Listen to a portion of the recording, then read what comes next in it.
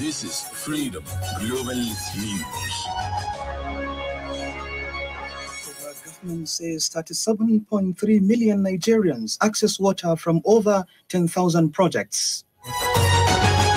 Security agents rescue female soldier abducted by gunmen. Bandits kill 20 people in Bauchi State as government proposes self-defense. On the foreign scene, families, relatives, and friends of gas explosion victims assemble for memorial service in Johannesburg. Details in a moment.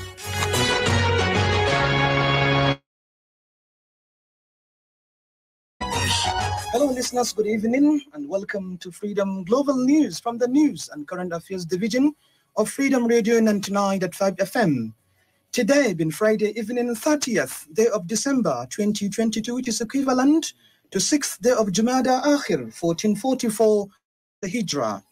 My name is Muazu with the details. The Kano State government has asked the leaders of Kantinkori Market to take measures by stopping refuse dumping on streets. Commissioner of Environment Dr. Kabir Ibrahim Gezo disclosed this today when he led the monthly sanitation inspection team to the market. He says the state government will not allow the value of Kano to dwell in the eyes of the world through the lack of cleanliness.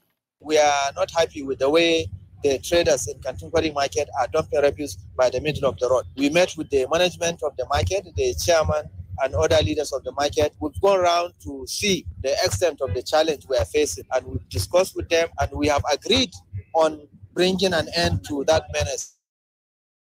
Cooperate with us to support government in its efforts to ensure that all premises in the state kept clean and tidy. The sanitation team requests the timber traders in Naibawa to provide good system of waste disposal. We went to Nkatako Market, and our major concern, huge pile of sawdust that is accumulating in that market. And the management of the market should, in order to ensure that the market is sanitized. So we are happy indeed with the way the Nkatako Market was, but we've seen the huge pile of sawdust in the market, and we've discussed with the management of Nkatako Market Naibawa. The sawdust is completely evacuated, and they will come in and partner with Ministry of Environment so that challenge can be completely addressed. Dr. Kabir Ibrahim Gezo wants the management of Kano Line to take measures in sanitizing the bus station within periods of 2 days. Kano Line Motor Park, part of what we have done is to go around the motor park in order to monitor the conduct of end of the month sanitation, and we are really not happy with what we have seen because the whole motor park is very untidy, a lot of refuse within the motor park, and we have drawn the attention of the motor park management on the need for them to ensure that every time they sanitize the motor park, because that is where they conduct businesses. There are even some restaurants, some eateries within the motor park, and you need to ensure that the place is kept very clean and tidy. And we came out here in front of the motor park. We are also concerned with the refuse that has been dumped indiscriminately, which is the face of a major street. Correspondent Medina Shehu Hausa reports that the Ministry of Environment has called on the good people of Kano State to stay at home tomorrow and sanitize their environment as the last Saturday of the month. About 37.3 million Nigerians get potable water from 10,053 water supply schemes and projects developed in urban centers and rural areas by the federal government and its partners in various states. Data obtained from Federal Ministry of Water Resources on Thursday in Abuja shows that 6,761 of water schemes supply potable water to over 32,000 Nigerians were solely developed by the federal government between 2016 and 2022. It was also observed that a total of 3,992 water supply projects serving a huge population were jointly developed by the federal government in partnership with local government communities, donor agencies, and development partners. The joint project was developed under PEWASH program between 2018 and 2021, according to a document obtained by Water Development Projects executed by the federal government through the Federal Ministry of Water Resources. The report outlined 30 major water supply projects completed by the ministry between 2016 and 2022. Bandits have killed no fewer than 20 people and many others wounded in villages surrounded in Duguri, district of Alere local government area of Bauchi State. Report says the bandits appeared on a reprisal by the recent onslaught by men and officials of the Bauchi State Police Command in partnership with Bilajan Auto, including Big Cleveland. The state governor Bala Mohammed, during the sympathy visit to affected communities on Thursday, described the situation unfortunate and unacceptable. Mohammed says the activities of bandits in the state were getting out of hand and the people can no longer engage in their farming in their mainstay. Speaking at the palace of district head, Adamu says charges residents of the area henceforth to rise, take up arms and defend themselves. Meanwhile, the governor assures the residents of his administration to continue work in collaboration with security agencies to protect lives and properties and innocent citizens. At Kafinguri, Mohammed, who commended the people of standing defend themselves from the attacks by bandits were waiting against, on the end the Completon villages told them to understand against bandits themselves to try to attack. The governor, however, expresses optimism to be training and come and ensuring that machine obtain equipment themselves to able to fight against attackers. In Srimak, the district of Yalwang, the guru lamented that the bandits in recent times attack communities area of people, destroying their houses and rustling their kettles. And now to sporting arena. President Muhammadu Buhari has joined world leaders in mourning over the death of Brazilian soccer legend Edson Arantes Nascitano, popularly known as Pele, who died yesterday evening at Sao Paulo Hospital at the age of 82. Muhammad Thanu Bahir of this and other sports updates. In his tribute to the late football hero on behalf of Nigerians, President Muhammadu Buhari, in a statement issued by his spokesperson Malam Garba Shehu, described the three-time World Cup winner as a figure of enormous generosity of spirit and humanity, in spite of his greatness as a footballer and sportsman. He said Pele was a personality that transcended and united races, nations, and religions. Buhari added that the world will never forget the late Brazilian football genius. On his part, the Minister of Youth and Sport Development, Sunday Dare, praised Pele as a citizen of the world that impacted humanity. Other icons of the game like Portugal Cristiano Ronaldo, Argentina Patrick Boma, Lionel Messi, France superstar Kylian Mbappe, and retired Jamaican speed star and world record holder in both the 100-meter and 200-meter, Usain Bolt, were among the earlier sport personalities that spoke glowingly of the departed Brazilian. Meanwhile, the Nigeria Football Federation and Confederation of African Football have joined the entire world in mourning Brazilian football legend Edson Arantes do Nascimento, popularly known as Pele. Pele, the only player to win the World Cup 3 times, lifting the trophy in 1958, 1962, and 1970, was named People's Player of the Century in 2000. In another update, 7-time champion of the Nigeria Professional Football League, Rangers International of Enugu, Lobbysters of Mokurdi, Nasarawa United, Kwara United and Niger Tornadoes 2022-2023 MPFL season away from home after their stadium failed to meet up with the infrastructure requirement set by the interim management committee of the league as part of the club licensing. The 5 clubs will now seek alternative venues based on the approval of the IMC before the kick-off of the league by January 8, 2023. And on tennis, Great Britain's Harry Dart defeated Madison Inglis in straight set to seal the team's tire win over Australia at the United Cup. Wins on day 1 for Cameron Norrie and the Curtis Swan meant Britain were already 2-0 up over their group opponents. Muhammad Sanuba, Freedom Radio. Many thanks, Muhammad Sanuba, for traveling with us to all of sport. The global news is coming to you from the News and Current Affairs Division of Freedom Radio 99.5 FM.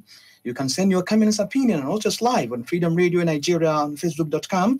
You can get the link to the page on our website, freedomradioenergy.com, or call us through this number, 082444163.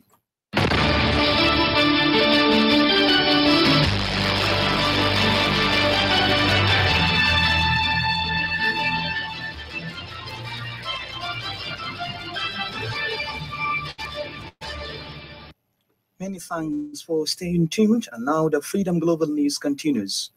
Over 200 passengers were displaced with the goods or property worth of millions of naira destroyed following a fire outbreak in Elekihia and densely populated area of Port Harcourt, Rivers State today. Reports gathered from the scene shows that the fire, which started about 8:30 a.m., was caused by a kerosene explosion. Some of the affected residents have traveled for festivities while others were out for work when the fire started.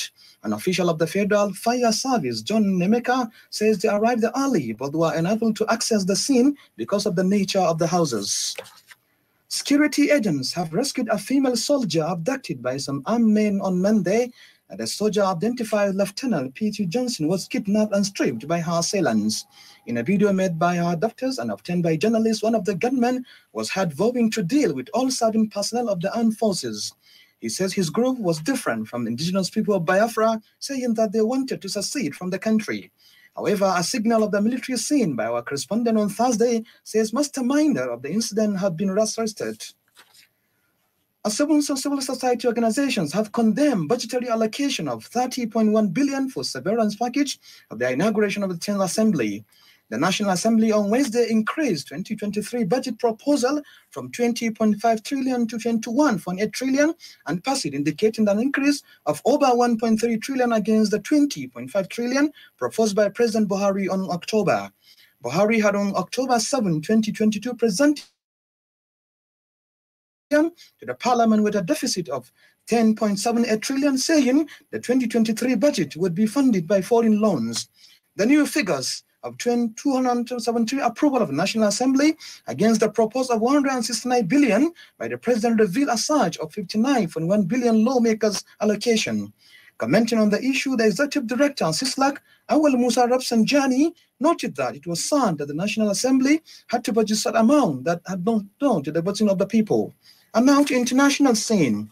Families victims of a gas tanker exploding in Johannesburg and a Christmas Eve assemble today morning reference service of the day of the total increase 34 from the earlier estimate of 27. Hawa Adamu Kiawa reports. The Provincial Health Department said the blast tore the roof of the emergency department at the Tombo Memorial Hospital in the city's Boksburg suburb on Saturday. Many bystanders were also injured, while it destroyed houses and several cars. Health Minister Joe Pala joined relatives of the victims to pay their respects by lighting candles at the Boksburg Civic Center. The latest casualty numbers were announced in a statement today by a spokesperson for the Gauteng Department of Health. It said the Department of Health can confirm that the death toll from Boksburg explosion incident has risen to 34 as of today, 30th December 2022. The victims included 11 health workers and 23 members of the public. The spokesperson added that the numbers were constantly being updated. Authorities had earlier said the severe nature of the burns inflicted by the blast was expected to result in an increase in the number of deaths. President Cyril Ramaphosa promised relief to the victims and said authorities were investigating the incident. Meanwhile, Russian President Vladimir Putin says he is expecting his Chinese counterpart Xi Jinping to visit Moscow in the spring as the two leaders meet via video link and discuss Russian-Chinese relations. Putin sends foreign governments New Year wishes, but United States President Joe Biden, German Chancellor Olaf Scholz and French President Emmanuel Macron were left out. Kyiv residents have been urged to head to air raid shelters as siren wailed across the Ukrainian capital a day after Russia carried out the biggest aerial assault since it invaded in February. Britain says it has given Ukraine more than 1,000 metal detectors and 100 kits to deactivate bombs to help clear minefields in the latest instance of military support. Hawa Adamu Kiawa, Freedom Radio. And many thanks, Hawa Adamu Kiawa, for running with us to the foreign scene. And listeners, this marks the end of today's Global News. Before I sign out, a quick recap of the major headlines.